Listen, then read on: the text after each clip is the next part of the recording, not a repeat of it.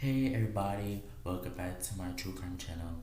If you are my true crime channel, please share, subscribe, hit that bell button so I can not of a new true crime video. If you are my true crime channel, hi welcome. If you are new to the true crime channel, welcome back. So today's true crime case I'm going to talk about is the case of the Lululemon murder that happened in 2011. So this whole case was very brutal, very crazy case. Like, if y'all know, y'all had to know about this case because this case is so sad and so brutal. Like, so it just the case is it blows my mind how people can be so evil to the point where he had to legit like stab someone 331 times over a pair of leggings. Like, you gotta be that fucking psycho to do that. Like, are you kidding me? Right. So, grab your snacks, got your popcorn, and get the video started. Norwood was born on May 1982. She grew up in a small town in a big family. A big family with a big family with four brothers and four sisters. Okay. Her family ran a small local business. Most of her family were educated people. She played soccer on her soccer team. She went to the Storybrooke University for soccer scholarship, but she got kicked out because she was stealing from her teammates and her roommate. Which I don't know why you would steal money, especially came from with a rich, wealthy, well not rich, but like very wealthy family who got money and will give you everything, and you just gonna steal. Imagine she been stealing for many years. Like, she stole her roommate's stuff, and she was in middle school up to high school. She stole the roommate's lipstick, lip gloss, money, like the littlest things.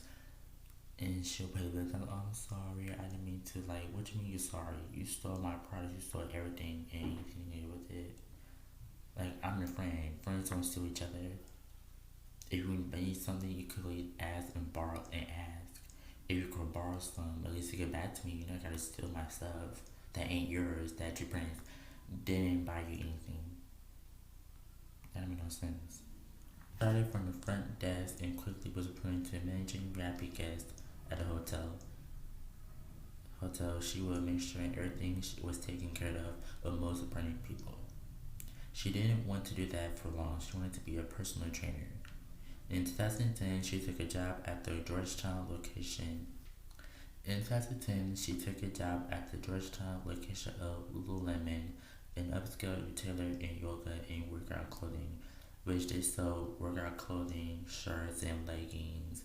But their stuff is like expensive. They're like $100. Like, why would I pay $100 over a pair of leggings if I go to Amazon and buy them for cheap for 15, 20 bucks? But 100, y'all got out your damn mind. $100 for a pair of yoga pants that I can go for working out. You gotta be kidding me. Let's continue the video. On February of 2011, she transferred to the Lululemon store in Bethesda, but it was supposed to be a temporary job. She had a boyfriend, which at the time, which was a dentist, but they broke up and she started stalking him and his new girlfriend. Jana Marie, the reason they broke up is because he found that she was lying to him and talking about education and just simple stuff. And just don't lie, because lying does not get you nowhere. Lying does not get you nowhere in life. Just don't lie.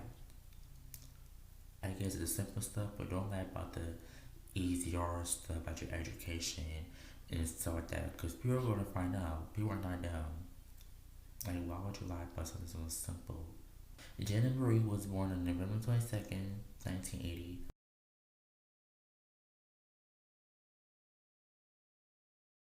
in Kansas, but grew up in Texas. She came from a good family, respected family. She spent a year studying in Spain and did a semester at sea. After 3 years of marketing for Halliburton, she went back to school to pursue an MBA at Johns Hopkins. She also took a job at Lululemon.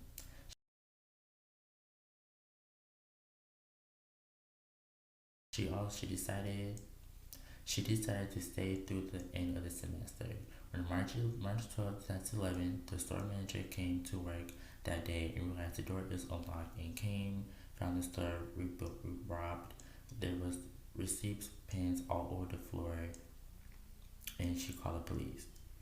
The the police officer noticed two bodies found a bloody mess. A Jane and Marie was found dead, face down with 331 stab wounds.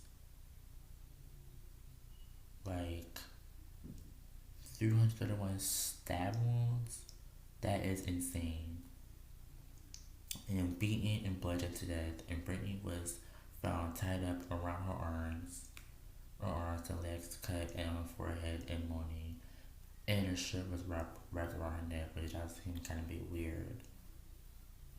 Brittany told the investigators that her and Jana had closed the store and they left the store at 9:45 p.m.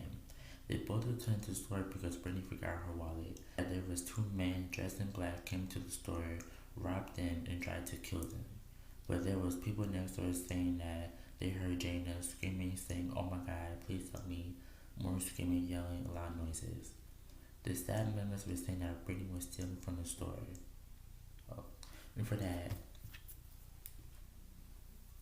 if the people heard her screaming, yelling, top of the lungs, saying, "Oh my God, please let me, let's talk about this," y'all legit would got there, opened the door, and said, "Hey, what's going on?"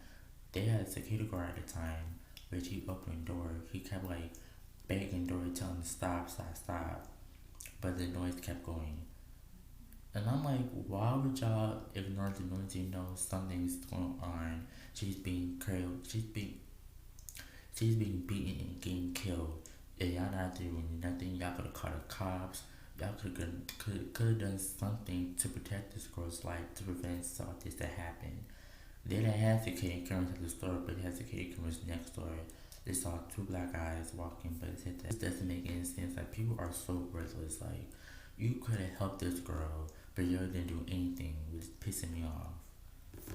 Ugh. The staff members were saying that Brittany was stealing from the store. The police had covered a series of clues suggesting that Brittany may not be an innocent victim. The store manager said that Jana called her before the murder and accused her of shoplifting. Jana checked Brittany's purse and found items that was stolen from the store. Why would you steal items from the store you haven't paid for it and you right there? That doesn't make any sense. The nurse checked for the rape kit and she was never raped. She claimed she was raped, but she was never raped, which, why would you lie about that? Especially if that's serious and you want to lie about being raped. Like, come on now. Brittany's injuries were self-inflicted, but Jana wasn't. The wounds was on her chest, back, fingernails, and everywhere. They found Jana and Brittany blood in Jana's car. She came to the police, told another story saying the robber made her move Jana's car, but the police didn't believe her. She was arrested that night for murder in Virginia. On October 26, 2011, her trial began for the murder of Jana. The attack lasted for about 15 minutes. So 15 minutes you had to legit like stab her 331 fucking times. Like, she wasn't even in her right state of mind. They said that she had mental illness, which that is true because she was talking to her boyfriend, acting crazy, and you just gonna stab her over and over and over again. Even Jana, she tried to survive the attack, but the thing that led her death was she was stabbed in her chest area, no, in her head. But she grabbed a knife and she like stabbed her and went through her brain, which that shit is crazy. And it said that Brittany was switching objects after objects after objects, and she went crazy. Like, she lost her mind. Like, that's insane. On November 2nd, 2011, Brittany was found guilty of first-degree murder and was sentenced to life in prison without parole. And she deserved that because why would you even kill somebody over a goddamn pair of leggings and yoga pants? Like, I would never. Like, that's insane. Like, you just had to kill that lady so that she could get her mouth shut and you won't have to get fired. So we just had to grab objects, stab her 331 times, the chest, the back, everywhere, blood everywhere, and you're gonna like try to like cut yourself in the freaking forehead, got her blood, rip all her blood all over around you, tie your arms, tie your legs, wrap your shirt around your neck, because that was stupid, and trying to like I think she grabbed all the shoes, all the stuff, and throw it in the ground. We said like it was a robbery, which that was an epic fail. And it found a bloody shoe print, which that matches her. And it said, why would there be a bloody shoe print? Switch the shoes and change the shoes. That doesn't make any sense. So all evidence proving that she didn't to kill her or what? I feel like to me, I feel like she didn't plan it. I feel like this happened in seconds. I feel like she didn't want to get face jail time for stealing or whatever it could be. She doesn't want to get fired. She started over it, and now look what happened. You in jail for murdering this lady over a goddamn yoga pants. That's not that serious. And you beg for forgiveness and sorry, but that's not gonna get her back. You just killed this woman over a goddamn yoga pants. So if you guys wanted to say this true crime video, like, comment, subscribe. You know, I see you guys in a true crime case video.